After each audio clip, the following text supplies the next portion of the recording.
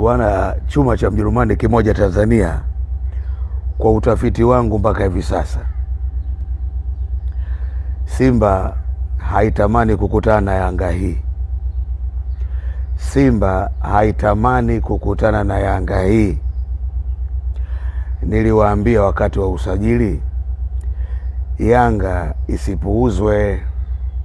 Mnaona, jana kabla ya game niliwaambia Kosti, mkiheshimu Yanga mtakuja kupunguza idadi ya magoli, ila mkija mkicheza uchi mtapigwa za kutosha.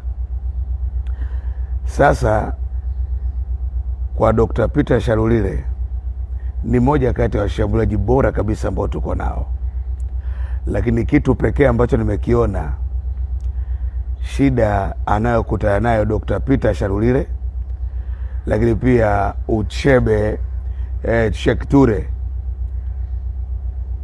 ni kwamba injini safi ile inayosubiriwa ni plagi ya Master Key Aziz namba 10 halisi.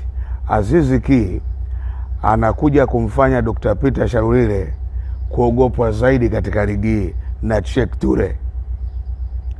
Simba, kama una ubavu sema unatamani kukutana na Yanga hii. Hii Yanga inagawa dozi kulingana na hali ya mgonjwa. Mgonjwa yukoje?